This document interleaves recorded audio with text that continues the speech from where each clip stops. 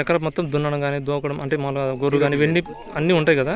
మనం ఏం చేస్తామంటే ఇప్పుడు ఇది ఎట్లా ఉంది అట్లే ఉంచి ఎరువులు వచ్చేస్తాం సార్లు ఇటు ఇటు.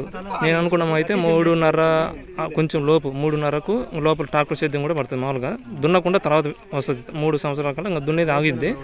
ఆ లోపు మనము ఇటు ఇటు సాలేసుకున్నాం, మధ్యలో కలుపు తీసేది ఇటు ఏముండదు. ఇటు సేద్యం చేస్తాం ఇటు సేద్యం చేస్తాం అయిపోద్ది కదా. ఆ అచ్చులో మనం 3 విత్తనాలతో 3 కానీ 4 కానీ వేరుశనగ విత్తనాలు పెడతాం. ఆ పాయింట్లు వస్తాయి కదా అటు ఇటు ఇంటి మాదిరి, అది ప్లస్ మాదిరి వస్తాయి కదా. అటు ఇటు ఇటు సార్లు పడతాయి కదా, దాంట్లో 3 కానీ 4 కానీ వేరుశనగ పప్పులు పెడతావు. అప్పుడు మనం ఏమవుతుంది అంటే అట్లా ఎకరాలు 4,000 వస్తాయి మొత్తం ఎంచుకుంటే. ఇంటూ ఒక్కొక్క 4,000 వస్తాయి. ఇంటూ 10 రూపాయలు వస్తాయి అనుకుందాం ఒక్కొక్క మొక్క నుంచి పీక్తే. పచ్చికాయలు అమ్ముకుంటే మన పచ్చికాయలైనా పోతాయి కదా, పచ్చికాయలు అమ్ముకున్నా కానీ 10 రూపాయలు పోతాయి. 10 ఇంటూ 4,000 పాదులు 40,000 వస్తాయి మనకు ఎంచుకున్నట్టు. ఆ తర్వాత అదేంటంటే 40 రోజులు అయినమ్మడే ఆ విత్తనం అనుకుంటుంది కదా, అది చెట్టు పెరుగుతుంది కదా, దాన్ని తొక్కి మనం వర్షం అన్నమ్మడే తొక్కడం అంటే వేరంతా నేల కత్తుకునేటట్టు దిగుబడి పెరుగుతుంది. తొక్కితే అది ఏంటంటే ఎక్కువ వేర్లు పెట్టుకుని ఎక్కువ వేరుశనగ దిగుబడి వస్తుంది.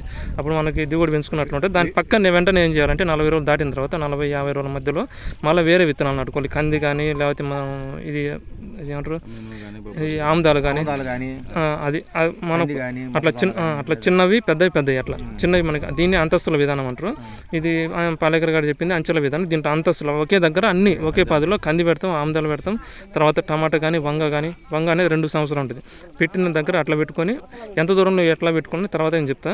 ఇంకా ఆ విధంగా పెట్టుకుంటే నీకేంటంటే ఇది వంగ ఉందనుకో సీజన్లో నీకు ఒకవేళ వద్దనుకున్నాం అనుకో రేట్ లేవు కోసేయడమే వంగ చెట్టు, ఇంకొక మొక్క పెరిగి కాస్తూ ఉంటుంది.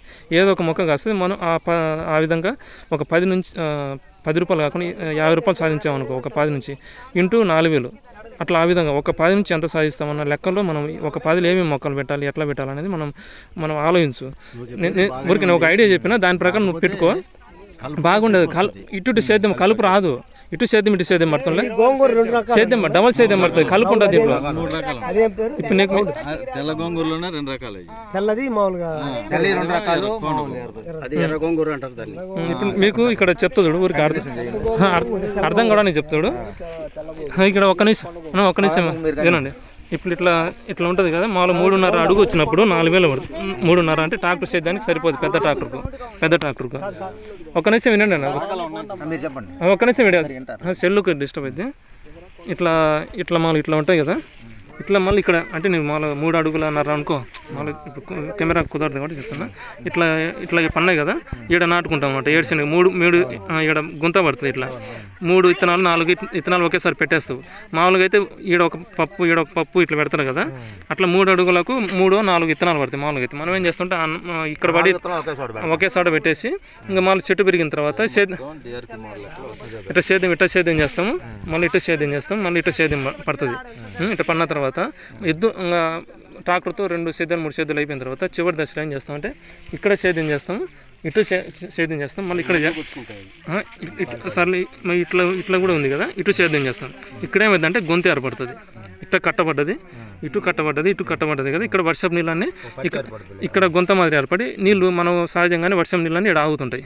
ఇక్కడ నుంచి మనం కాలు ఇక్కడ మళ్ళీ ఇటు సేద్యం చేస్తాం, ఎద్దులతో. ట్రాక్టర్తో అయితే అన్ని సేద్యం పడతాయి కాబట్టి కుదరదు కాబట్టి ఎద్దులతో సేద్యం చేసినప్పుడు ఇక్కడ ఇట్లా ఏమైందంటే ఇక్కడ గొంత ఏర్పడినది కదా, దీంట్లో నీళ్లు కట్టుకోవాలనుకుంటే డ్రిప్ ఉంటే డ్రిప్, లేకపోతే నీళ్ళు పట్టాం దీంట్లో కట్టం. వర్షం నీళ్ళనే దీంట్లో ఆగుతుంటాయి. ఈ వేరుశనగ ఇట్లా అవుతుంది. తర్వాత ఈడ వేరుశనగ నాటుకుంటాం కదా, ఇక్కడ నాటుకుంటాం ఏది వంగ టమాటా నాటుకుంటే వంగ స్లోగా వస్తుంటుంది. టమాటా కాసేస్తాం. అదే 50 రోజుల లోపల ఇవన్నీ అయిపోవాలి, సేద్యాలన్నీ పాదులు అన్నీ పడ్డం. ఇక్కడ నాటుకోవడం, అదే ఇక్కడ ఒకటి నాటుకోవడం. అట్లా మధ్యలో సేద్యం చేసుకోవద్దు, ఇబ్బంది లేదు. చిన్న పాలు వేసుకొని ఈడే కదా పడి